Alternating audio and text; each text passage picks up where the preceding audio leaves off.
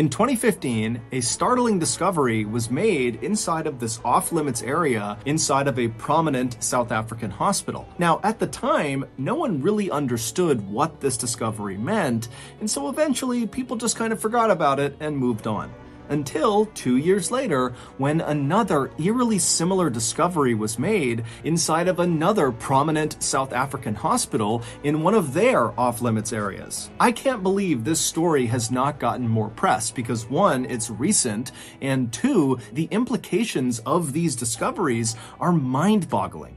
But before we get into that story, if you're a fan of the strange, dark, and mysterious delivered in story format, then you've come to the right place because that's all we do, and we upload once a week. So, if that's of interest to you, please put coyote urine in the like button's apple juice. Also, please subscribe to our channel and turn on all notifications so you don't miss any of our weekly uploads. Okay, let's get into today's story.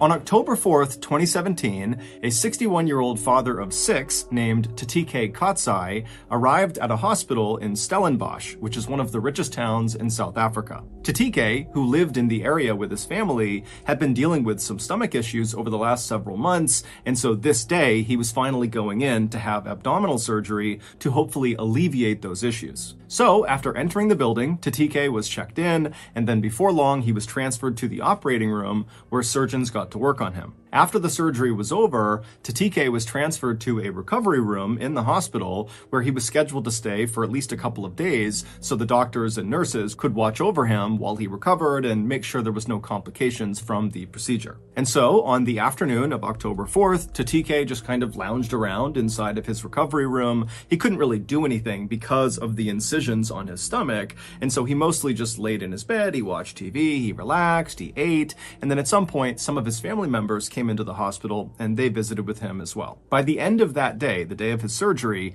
Tatike was definitely sore from the incisions, but overall, he was in good spirits, and to the medical staff, it seemed very likely that his surgery was a success.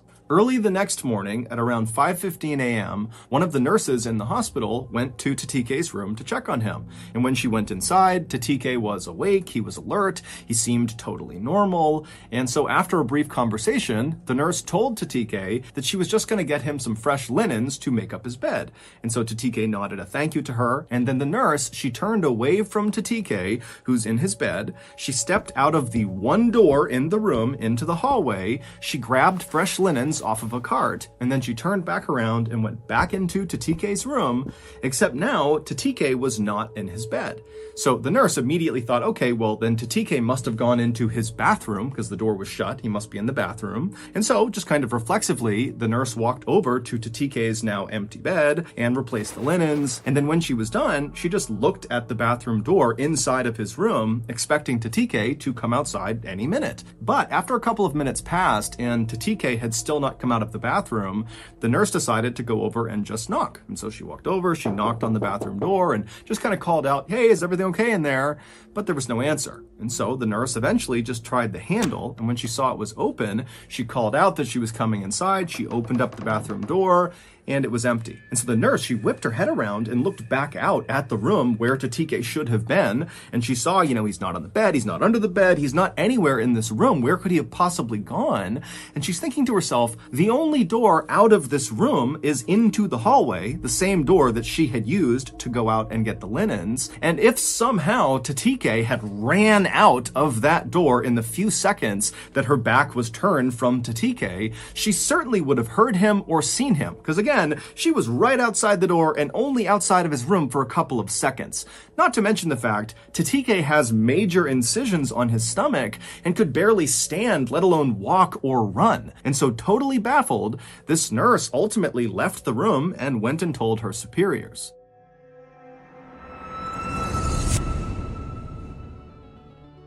Thank you to BetterHelp for sponsoring today's video. In 2017, I left the military, and pretty much right away, I fell apart. The military had provided a lot of structure in my life, and so suddenly not having that structure made me feel like I was lost. Pretty soon, I began resenting all the people around me just because they seemed happy and I wasn't. I sort of figured that these feelings of resentment and unhappiness would just kind of go away on their own, but they didn't. Eventually, with some encouragement from my family and my friends, I sought out a therapist. And quickly, my therapist diagnosed me with depression, something I really did not think I was. But after the shock of the diagnosis had worn off, me and my therapist were able to kind of go back in my life and figure out what was causing me to feel the way I was feeling, and before long, having that perspective really made me feel a lot better. Look, therapy is not for everyone, but it is a great starting point for people who just kind of feel lost and don't really know where to go. And so if that's you, I would highly suggest you give BetterHelp a try. BetterHelp is the world's largest therapy service, and it's 100% online. Get matched with a therapist after filling out a brief survey, and then you can communicate with your therapist however you feel comfortable, whether that's text messaging, phone call, video call, chat, whatever you want. You can also switch therapists at any time for free. Get 10% off your first month at betterhelp.com/MrBallen. I've also linked them in the description below.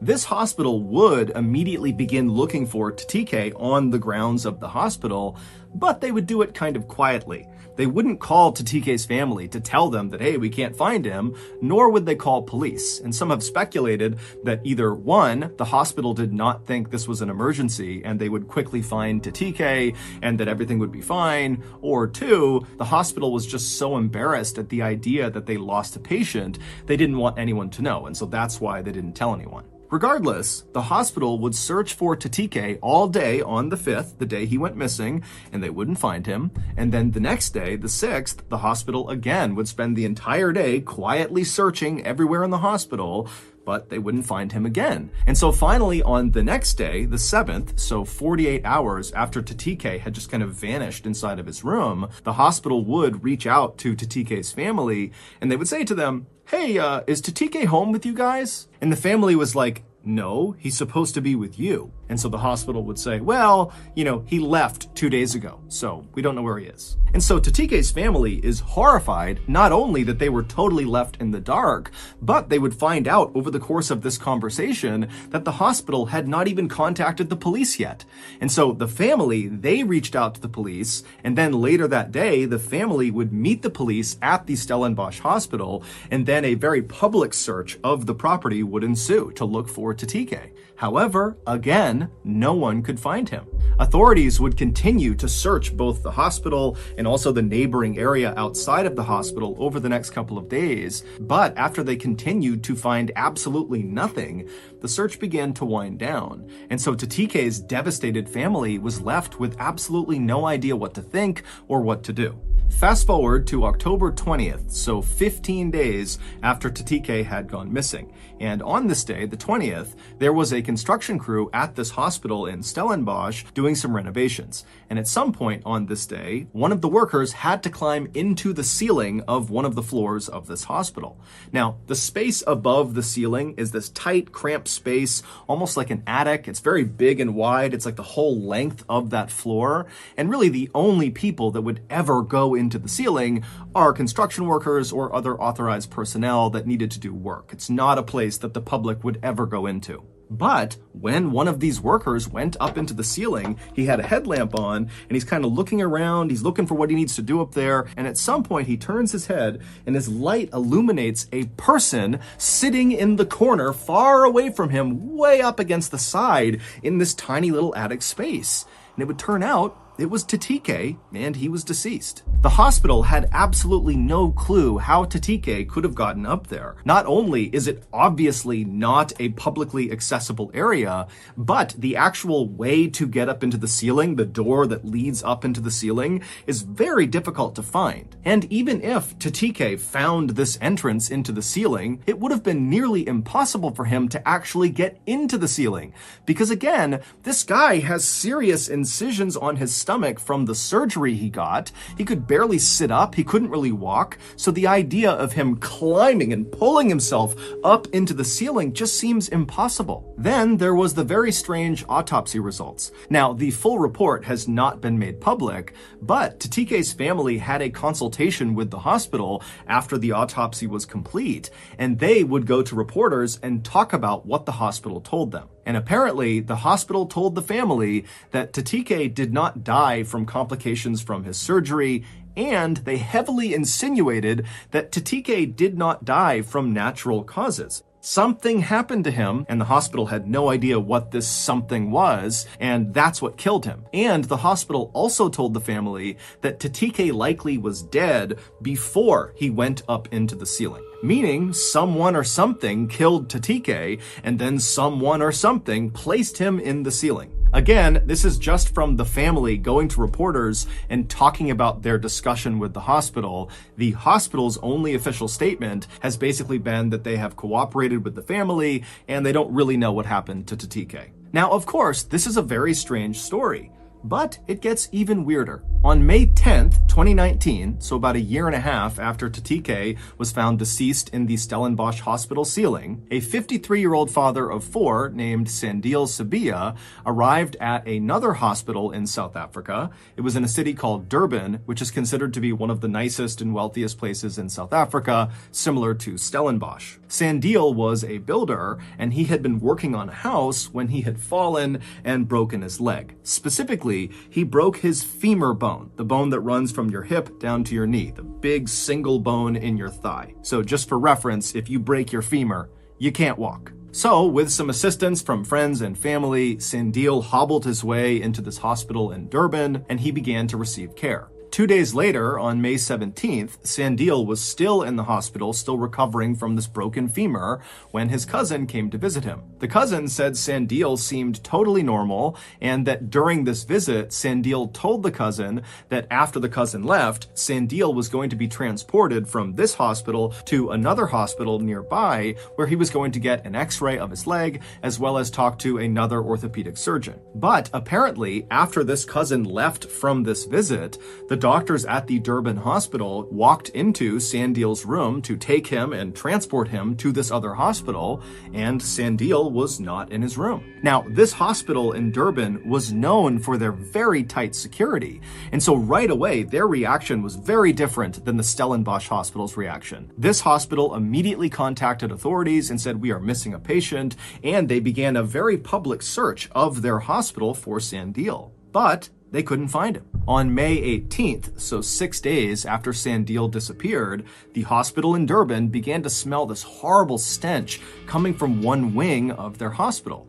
And so hospital workers would track the stench to a janitor's closet, and when they opened it up, they saw this black liquid dripping out of the ceiling, and the liquid was coming from Sandile's decomposing body that was located in the ceiling. Sandile's autopsy would be carried out very quickly. However, the results of that autopsy have never been made public, and Sandile's family has not commented on the results of this autopsy. As of today, all we know is that within a 2-year period, 2 seemingly ordinary South African men, who both could either not walk at all or who could barely walk because of their physical injuries, somehow snuck out of their hospital rooms totally undetected by staff, and then wound up dead in the hospital ceiling. Some say the men really did somehow sneak out of their own accord and decided to go into the ceiling, and that's what happened. Others say both men were murdered and then placed into the ceiling, and still others think these 2 cases are the best examples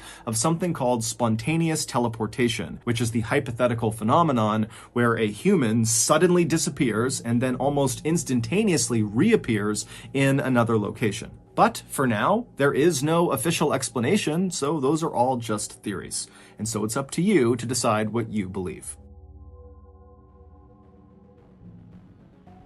So that's going to do it. If you got something out of today's story and you haven't done this already, please put coyote urine in the like button's apple juice. Also, please subscribe to our channel and turn on all notifications so you don't miss any of our weekly uploads. We have a podcast called the MrBallen Podcast that puts out brand new podcast exclusive stories on Monday mornings, and on Thursday mornings, we upload remastered audio of our best YouTube videos. Again, it's called the MrBallen Podcast, and it is available exclusively on Amazon Music. Consider donating to our charity called the MrBallen Foundation. It provides support to victims of violent crime as well as their families. Monthly donors to the MrBallen Foundation Honor Them Society will receive free gifts and exclusive invites to special live events. Go to MrBallen.Foundation and click on Get Involved to join the Honor Them Society today. We have 2 additional YouTube channels. One is called MrBallen Shorts. The other is called MrBallen en Espanol. We post near daily content on Facebook, Snapchat, and TikTok.